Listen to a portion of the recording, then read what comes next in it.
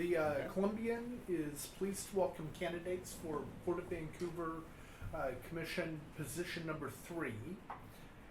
Is that right? Yes, Okay. you got it right. I'm Greg Jane, editorial page editor. I believe you met the other editorial board members. Just so you know, reporter Jeff Mize is sitting in on this. He'll be taking notes. He won't be asking questions in this forum, but might want to speak with you later. And finally, we are videotaping this, and we will post it unedited on our website for the benefit of our readers.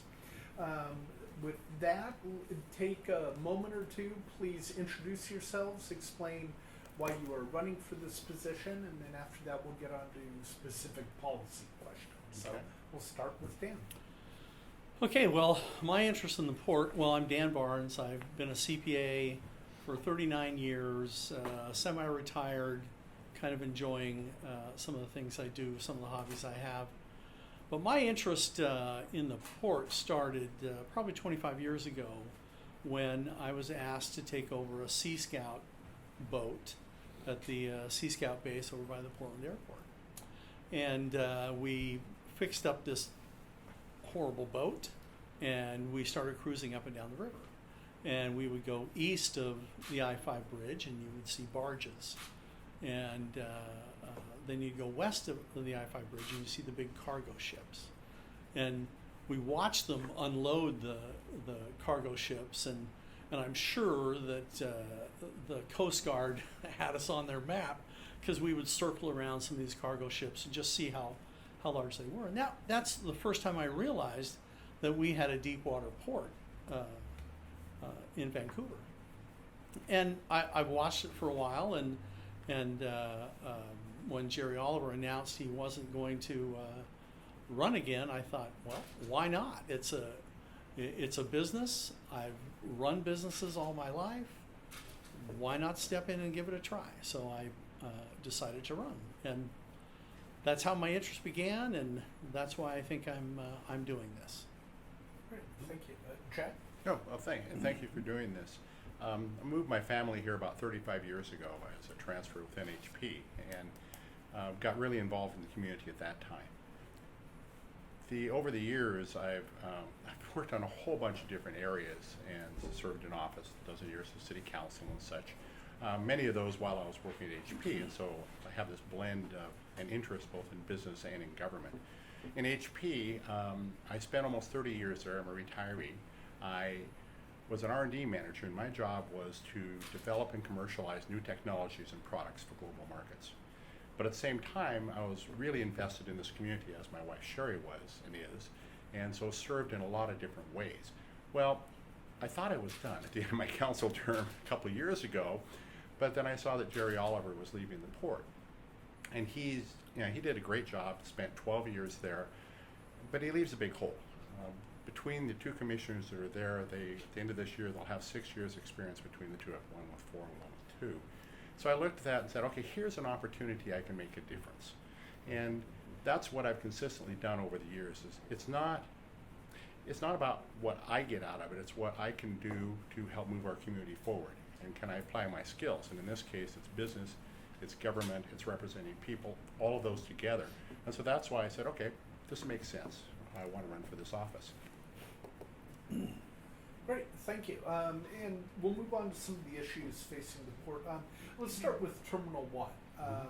How should the port handle that? What do you envision for the future of that site? And we'll start with Jack. Okay, I'm a tremendous proponent of Terminal 1.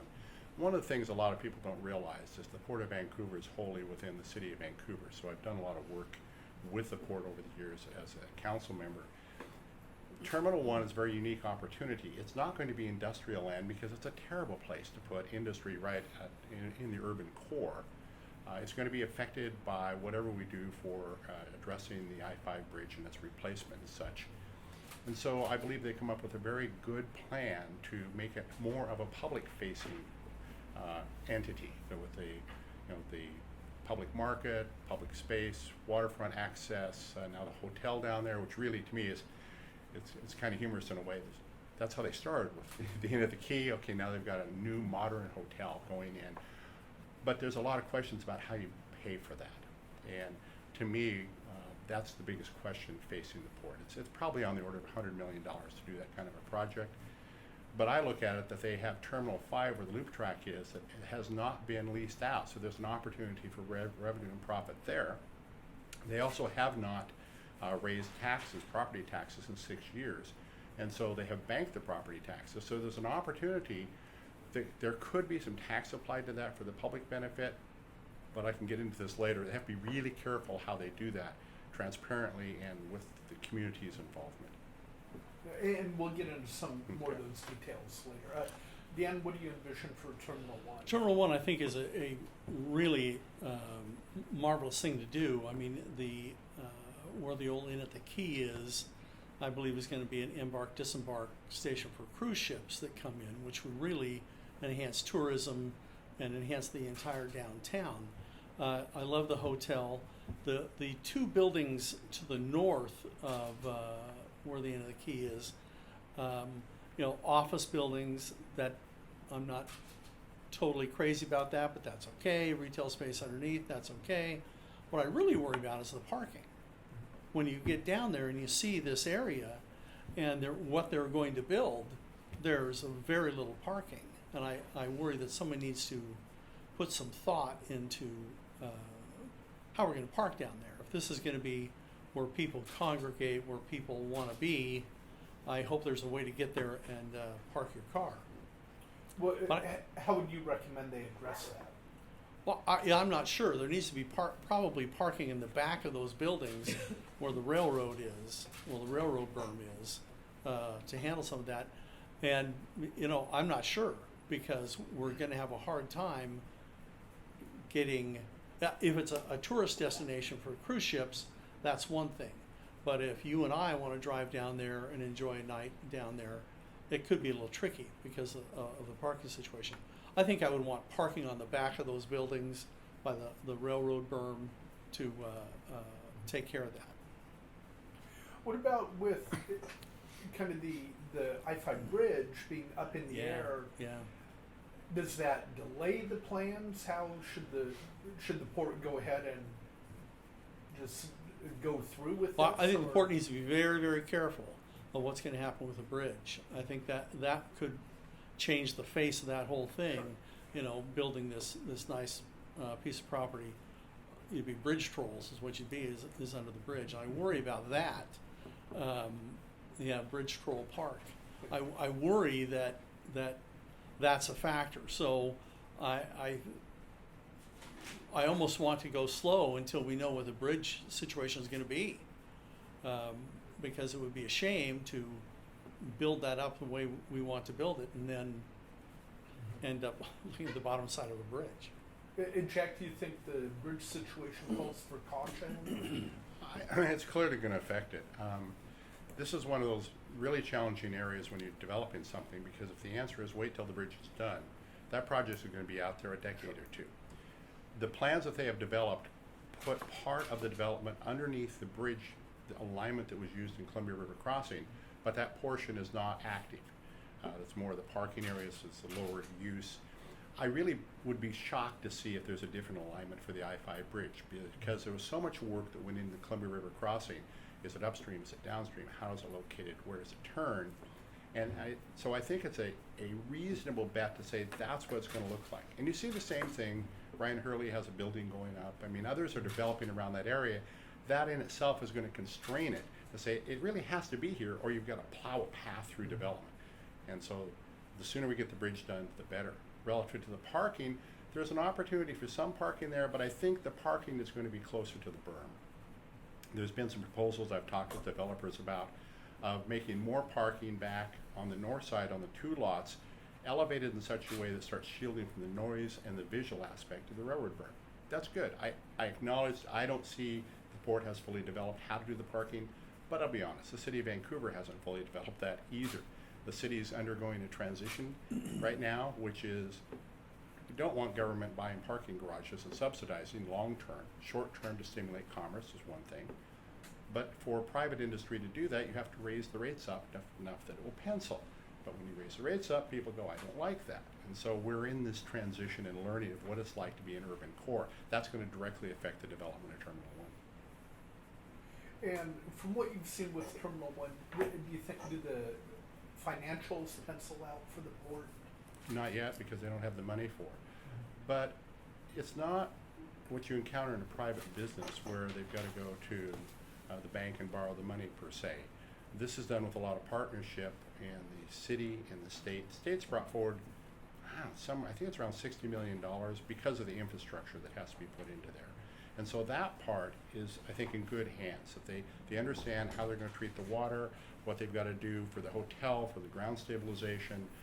They have a good plan for what the marketplace and that building looks like, and I think that's going to draw some interest. And as soon as you get past that, for the other 3 blocks plus the 2 that are leased to Graymore, that it's going to get fuzzier as to what the exact details are. And that's why they went out for a request for qualification for a developer. And I haven't seen the results come back from that yet. I know that's in process. Dan, do you have any concerns about the financial? Well, you know, it is an enterprise zone property, so there's some real tax incentives for developers to go in there, and they're anxious to be in there. And I hope the port takes advantage of that exposure to those credits and tax incentives that people may have. And that would be my only caution. But yeah, I worry about what the bridge is going to be. I would hate for the port to get ahead of the bridge and find out that we are out of luck. So speaking of the financial situation with regard to the port, how is it, in your judgment, and how, in hindsight, do you judge the decision to take a pass on the oil terminal? Did that have an effect on the finances, and was that a good decision? A good financial decision? Well, just a good decision overall. The voters didn't want an oil terminal, so yeah, that's a good decision. The port is well run. The port at the end of 2018 had $28 million in the bank. That's a lot of money. I mean, if you looked at it from a financial aspect, $28 million means that's a fat organization, and you know they quickly use some of it up, and they say they're going to end the year at 14. I say they're going to end the year at 20 million, which is still a very fat organization. I worry about any organization that keeps large amounts of cash.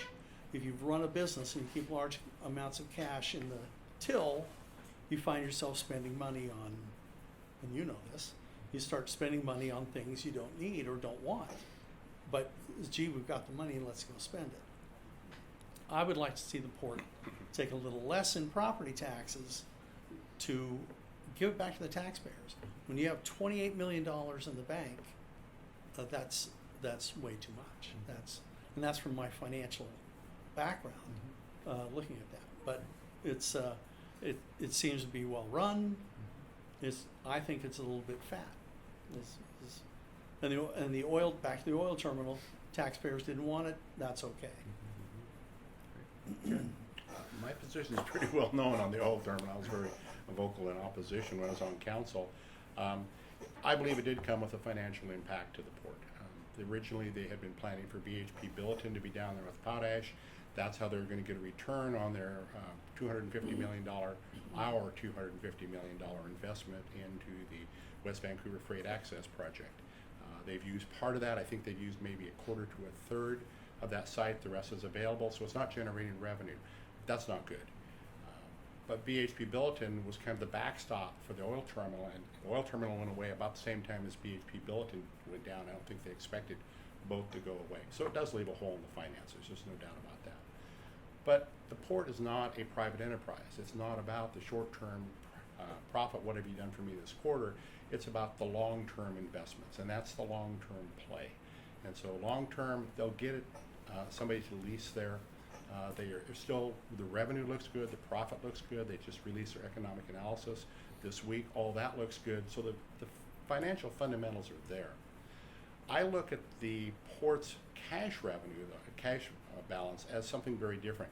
I've gotten into this many times having served on CTRAN, which is a pay-as-you-go organization. And it's really a catch-22 because voters want government to not borrow money, but they don't want government to put the money aside to spend it later. Okay, and so that's what I see the port is doing, because when you look at where the port spends their money, about half of it goes to, in this year's budget, about half goes to operations, about a quarter goes to debt service and environmental remediation, and about a quarter of it goes to capital improvements. So I look at that $28 million of things like money that can be leveraged to get more state and hopefully even federal money for the Terminal 1 project. But you have to have the money in the hand to do that, and that's very different than a private business that's sitting on a bunch of cash. The alternative is you bond everything, you hope for the best, and you do everything by revenue. That's really dangerous in government.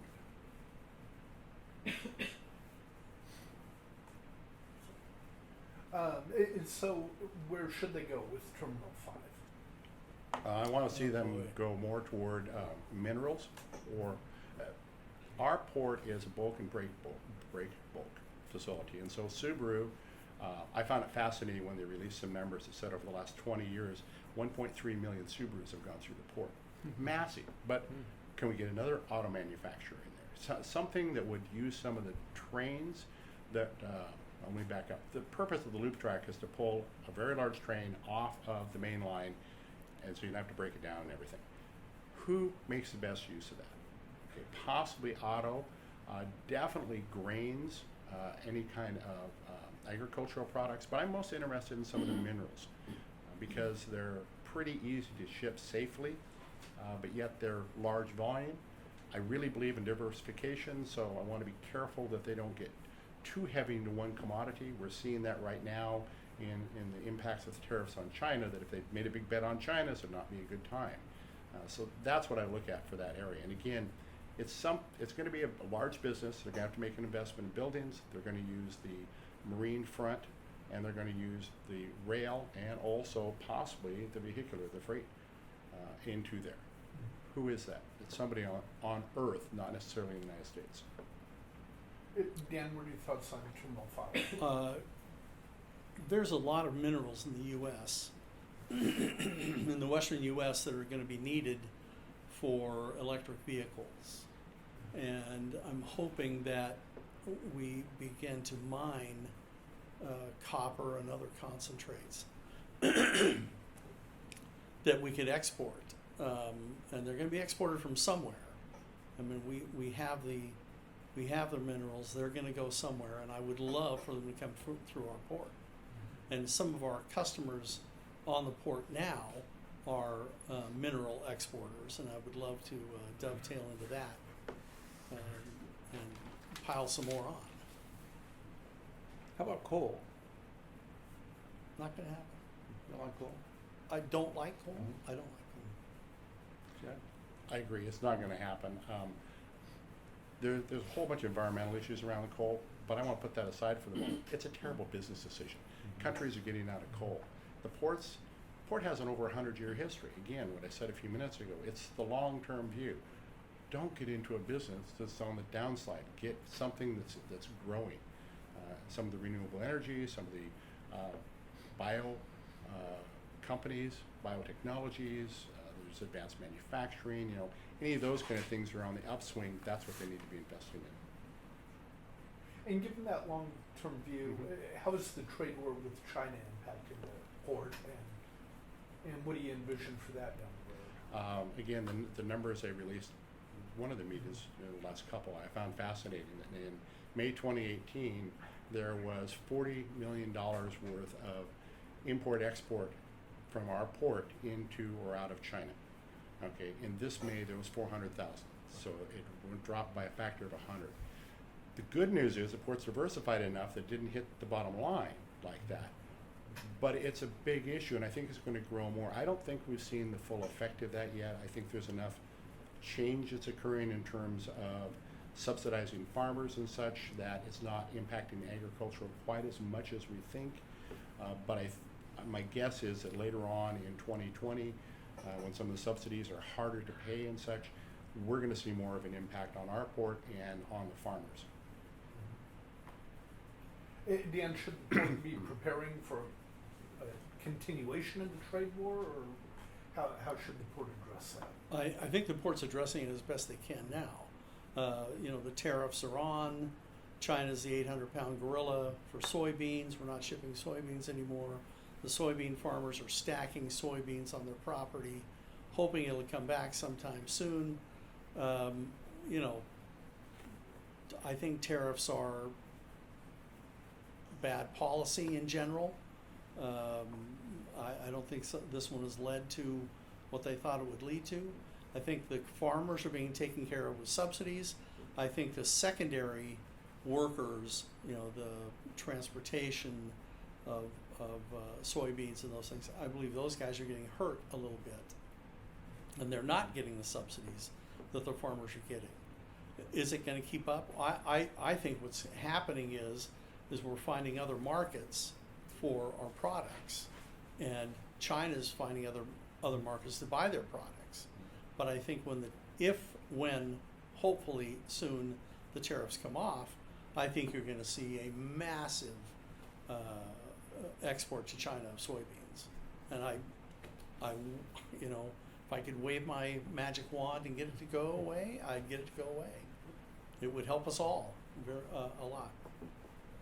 Do you have a follow-up? One of the things I learned in my business life, because it was consumer business based, which is once you lose your spot on the shelf, once you lose that customer, you don't get them back. And from everything that I'm seeing, Russia is saying, thank you, United States, come on down. Okay, we'll sell you what you need. So I'm not convinced we're going to get that market back. And that's the kind of thing that the port needs to take into consideration. Absolutely. in the long run. Mhm. I'm sorry. And then, what are your thoughts about the port's industrial park? And how should development go forward there? Start with Dan. We're 98% or 99% full, all the buildings. We're selling off some surplus property to someone. I think we need to take care of those industrial customers a little bit better in speaking How with so? them. Excuse me? How so?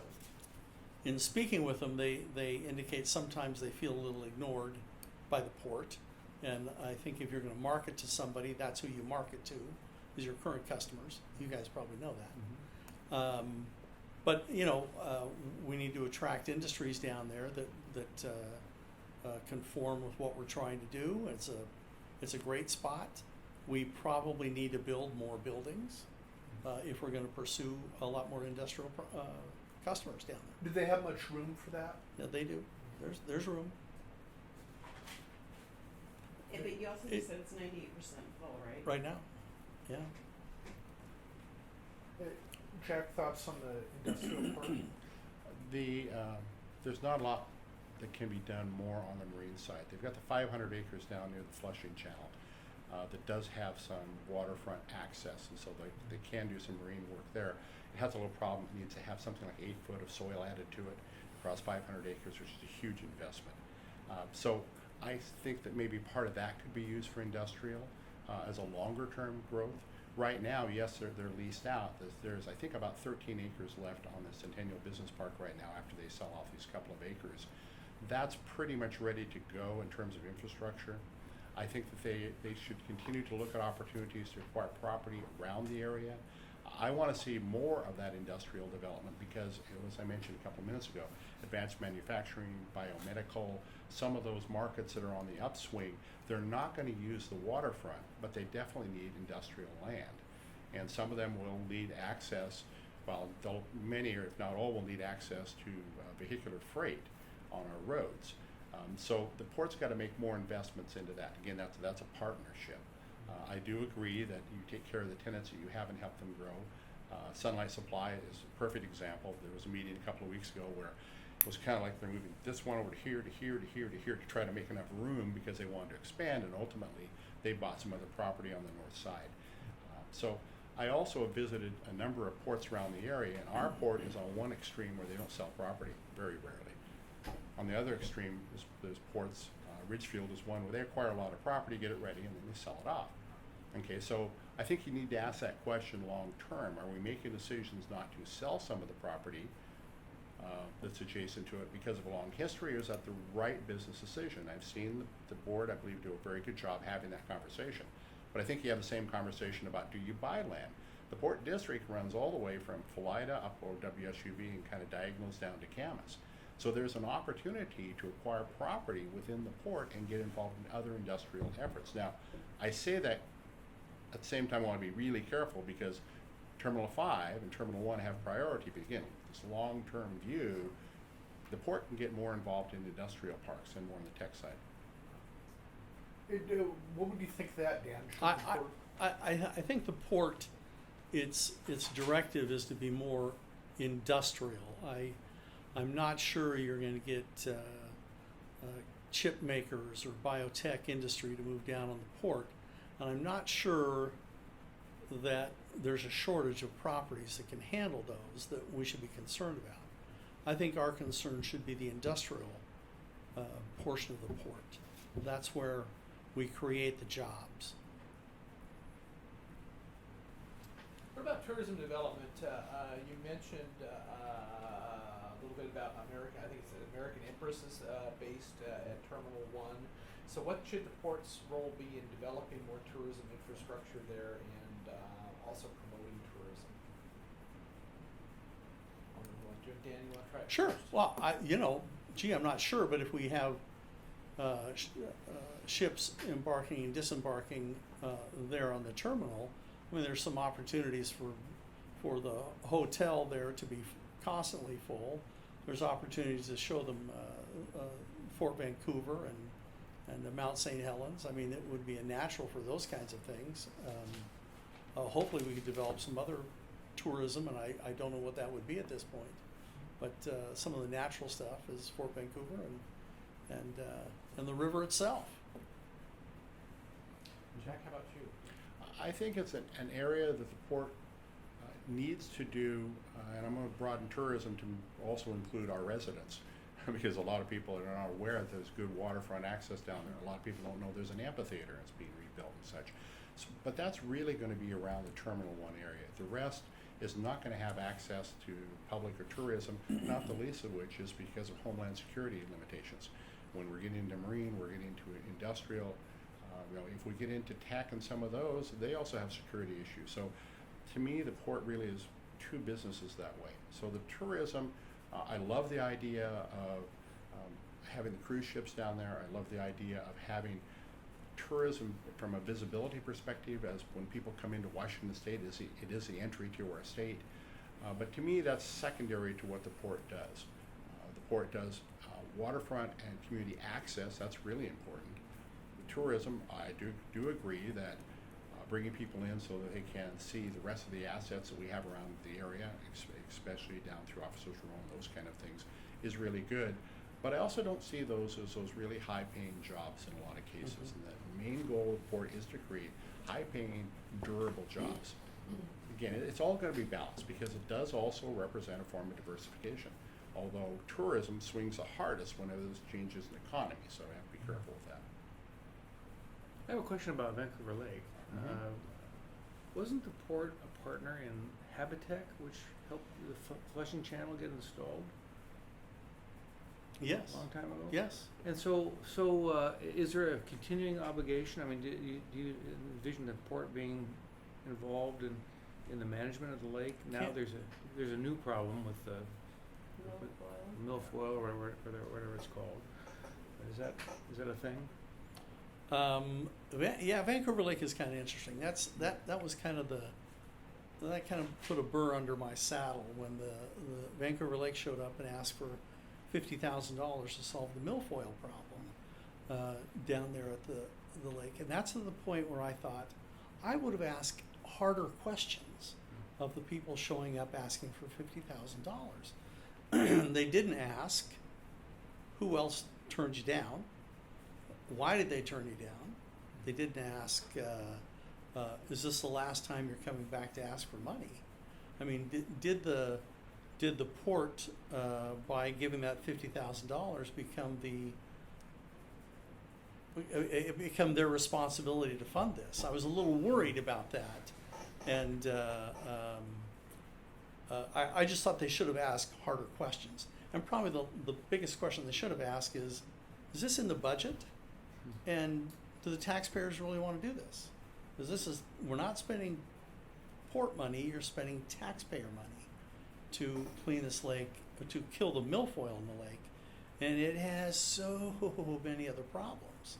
And or did we just take it on as our project? And I kind of objected to that. And I know Jack is good friends with the lake people, and I'm dying to hear what his answer is. But so is it your position that there should be a limited involvement of the port? It's my position that it belongs to the feds, the state, the city, the county. It's not on port property. We adjoin the port. We are not the responsible party for what's gone on in the port.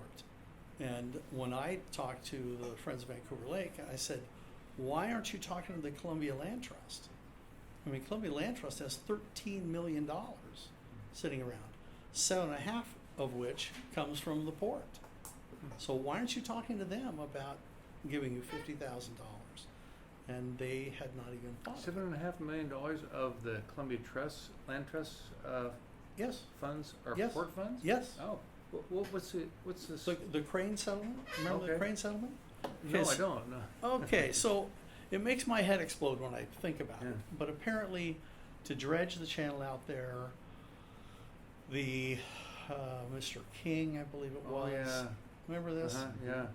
He came and said, you have to give us 500 acres, you have to build a berm, and then you have to give us $1.5 million for 5 years to the Columbia Land Trust. So the port has been giving $1.5 million every year to the Columbia Land Trust. Huh. And so, Forgot about that. yeah, I forgot about that. Yeah. Well, the last payment is May of 2020. That's the last payment. And I think it's time for the taxpayers to get their $1.5 million back. I think we've given it to the Columbia Land Trust. Let's start giving it back to the taxpayers.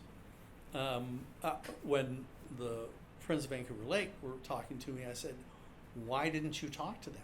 I mean, they have the port's money. They have $13 million in cash. Why aren't you talking to them? And they didn't have a good answer. But what they did is they showed up at the port meeting. I didn't think they asked hard questions.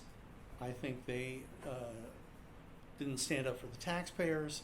I think they gave money to Vancouver Lake. And now I worry, and your question is a really good question, are we now responsible? Are we now taking care of that? Dan, do you know if anybody else gave money for the A couple of charitable trusts in town did. And by the way, the milfoil still has not been killed. So, and the Friends of Vancouver Lake really are irritated by me, and that's okay because I did ask them the hard questions. Jack. So there's a lot to unpack here from what you just said. The history on that is that the port does own the Flushing Channel, and that was put in to address issues in the lake. It took me a while to understand the water flow and the tidal gates. It's a really complex ecological thing.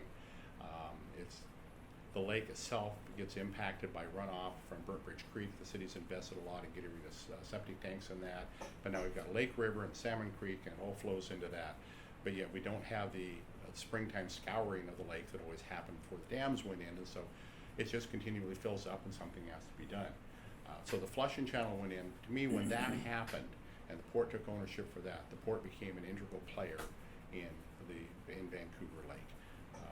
I hope I get this right. I believe it's Department of Natural Resources owns the land. Fisheries has the water. It's 100% in the Clark County, as is the park. The city of Vancouver has some land that butts up into the tidal lands, and the port has some land that includes the tidal land. So there is no one answer. I don't think there's any feds involved in it per se, but it's a community issue. And to me, the community has spoken and said that's a valuable and viable asset that we need to keep and preserve. And so how are you going to do that? My understanding about the milfoil, and I really wish I had asked a lot more questions. I do agree that one went way too fast for me. But I think it was about $200 million, I believe, off the top of my head, that it cost to The stage milfoil? to stage the poisoning of the milfoil in that. 200 million? I'm sorry, 200,000. Ooh. Thank you, 200,000. I was gonna say, I miss those No, I'm zeros. afraid. One little Couple zero. zeros, One little yeah. zero. Nah, Couple of commas. About $200,000 in there. So the port did contribute. I can't say whether that was too much or not relative to what was going on. And yeah, it's frustrating because the blue-green algae came up and stopped the milfoil from growing. It's a complex problem. The port, I believe, has a critical role in being at the table. But I'm not going to say it's the port's responsibility. It's not wholly. But anytime we work on things in our community, you have to have multiple players at the table. Yes, there's an advocacy group, which is Vancouver Lake. I wouldn't expect the Columbia Land Trust to put money toward that because they don't work on the lake. I take exception to the statement that the port is giving money to the Columbian Land Trust. It went through court because King sued, and the court said, you have to do this, and so the port has had to pay that obligation. So that's a legal obligation. When that money comes off, I really believe that money should be used to recapitalize within the port. It's public money. The port, over 20 years ago, committed themselves that tax money is only to be used for capital projects, maintenance, and environmental remediation. And so it's things like when they had the TCE problem out there in the water, and so they had to basically boil out all the water. That was environmental remediation. That's the money that I think that taxpayers really have to pay because private business won't do that. Ports bring bad land back into good land that can be used for jobs. Okay, so we've got several things I say have to be unpacked in here. One is the Columbia Land Trust is dealing with land that was provided to them to provide crane habitat, and the port has some legal obligations to pay that. The port has an obligation to be a partner in bringing back Vancouver Lake, and it's going to take money from everybody somewhere along the line. But unfortunately, the money this time came from the port. All of it? thought, no, there's some charities kicked in. The city didn't kick in, the county didn't kick in. And the questions I wanted to ask is, who else did you ask? Who turned you down? Why did they turn you down? And I fear that the Vancouver Lake people are looking to the port to be the lead dog in the problems they have. And the problems they have are huge problems. I mean, it's the milfoil may be the best thing that ever happened to the lake. There's so much toxin and E. coli, and it needs to be dealt with, but it's a massive project. That's why we had the Vancouver Lake Watershed group, and they were doing well and coming up with direction, but then the Great Recession hit, things kind of crumbled in there. That same thing is going to have to come back. Now, I'd like to see it a smaller group because it was a bit unwieldy because of the size. But I agree. Should the port be involved in that? as the group is- Absolutely.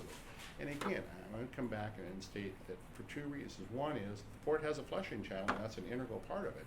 They can't just say we don't have responsibility. It's been tough to get Clark County to the table because they've got some really pressing issues, including some big budget issues in there. But we're going to have to do that. But longer term, something has to be done with that because it comes down to a simple choice. Do we let that natural resource for our community die, or do we do something? I am not willing to let that die. But my point was, the port was the only government agency that stepped up. Where was everybody else? Why wasn't the question asked? I'm disappointed with the commissioners that they gave away this money so quickly, so easily, and I think we ought to go petition them for $50,000, see how easy it is to get the money. I was a little disappointed that they didn't ask harder questions. And I won't defend them for that because I don't think they did either. But again, take the long-term picture. It's not an issue of one-time money at one spot. What else do we need to ask about the port? Anything pressing? Wow. This one clipped Wow. right along here. Okay. Yeah. What else do you I want to think ask? the other one is the transportation. I mean, we've got a significant issue with freight because companies are only going to stay here and locate here if they've got a way to bring goods in and out. And we have an I-5 problem. Yeah. I've been an advocate for replacing the bridge for a long time. We've got to get that done sooner. There's conversations around the second or third bridge. Those really frustrate me because I agree long term we need another bridge, but the only way we get things done in Southwest Washington is to band together and go to Olympia and say, we're all agreeing to this, otherwise they hear King County over the top of us. That's how we got the 192nd corridor and that interchange. We got the businesses, we got the residents, we got government. They all went up and said, pardon me, but damn it, give us money for this. We're partners. But that same thing is going to have to be done to fix the bridge.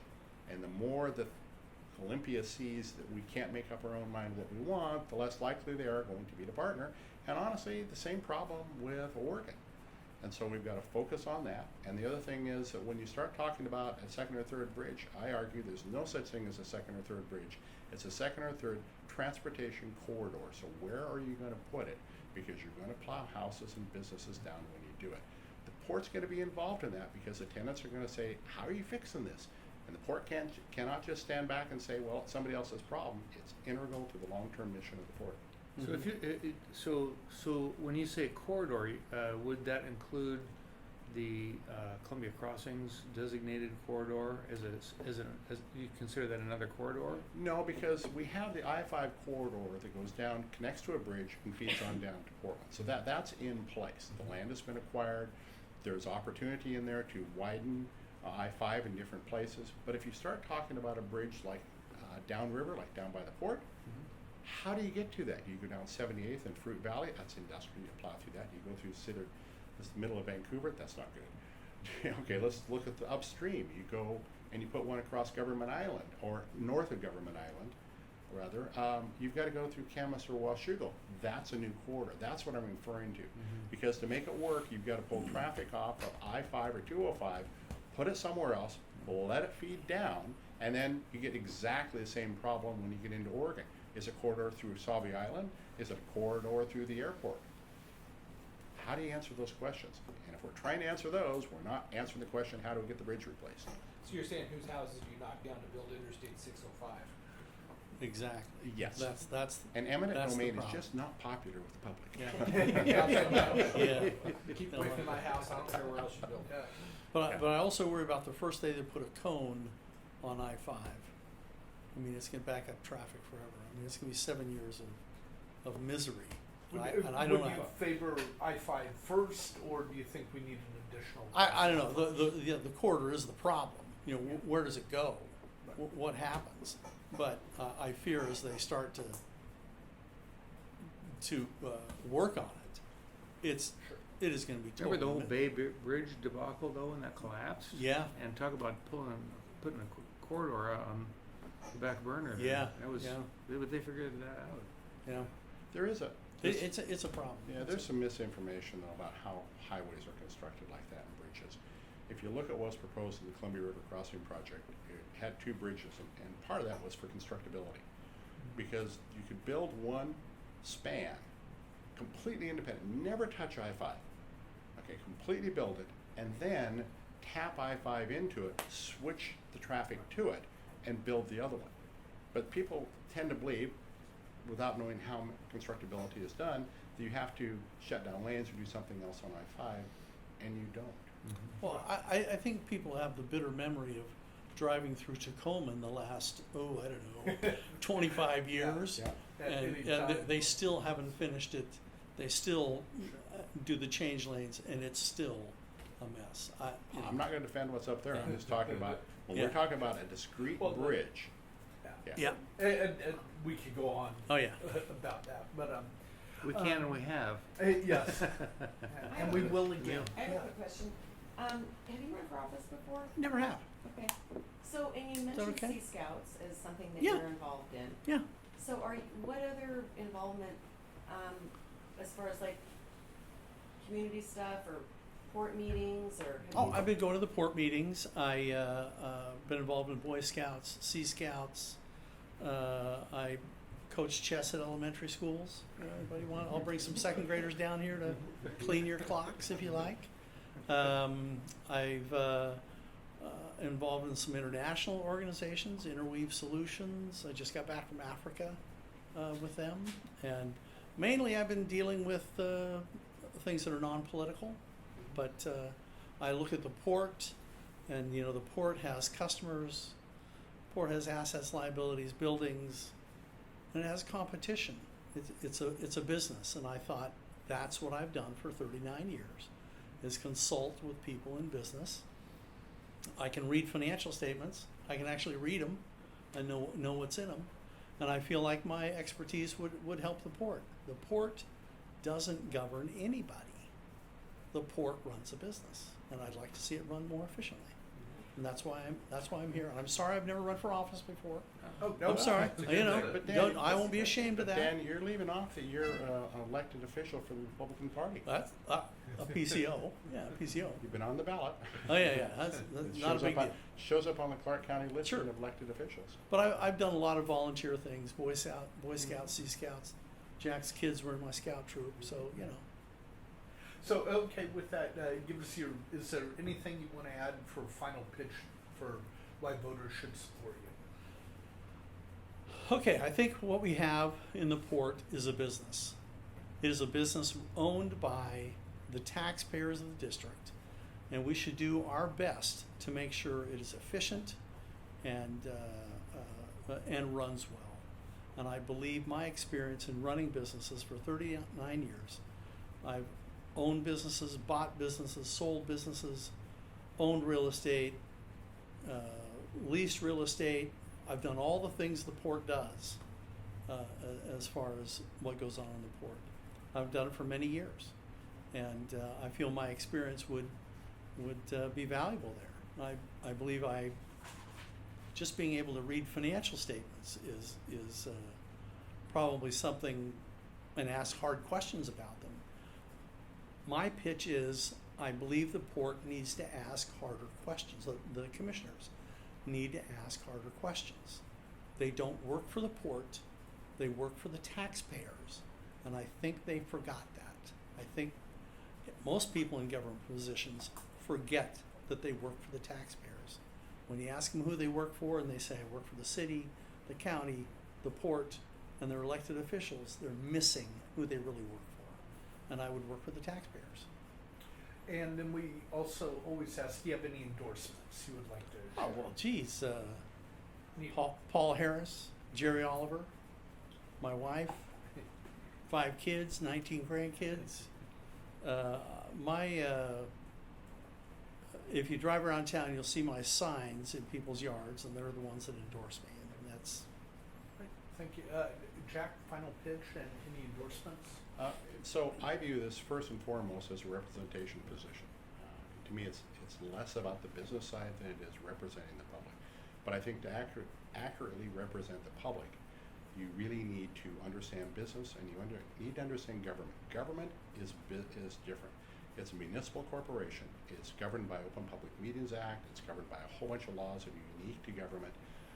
I think that there's a big issue that's going to pop up within the Port Commission, which is you have 2 commissioners, I mentioned this earlier, who are learning the job. Eric is further along, he's 4 years. Don Orange has been vocal. It's a tough learning curve. And when they only have 3 of them, no 2 can ever get together and talk, and so where do they learn? They learn from staff, they learn from regional organizations. It's a slow process. I believe that what's needed there is someone who has experience, and I have a track record. I have experience. I've got both the business experience and I have that public sector government experience, but I also have been representing people for a long time. That shows up in my endorsements. Here's my endorsement list. I have over 200 of them from all across the community. Here's their quotes. And I'll also give you my bio of what I've done, because that I believe is what's needed at the port. It's going to be a team working together. To me, the key in a team is you try to get people with different experiences. I hired a lot of people in business, and I always like to hire to my blind side, bring in people that are I agree, you ask the hard questions. I share the same belief. They're not asking enough hard questions. I think Jerry Oliver tended to ask some of the harder questions, but I think that also comes with experience in being in the seat. It's a bit unnerving to sit on camera in front of everybody and ask hard questions, but that's what you need to do in the job. That's what I've done for a long time. Great, well, thank you. Excellent. Thank you. Thanks for coming in.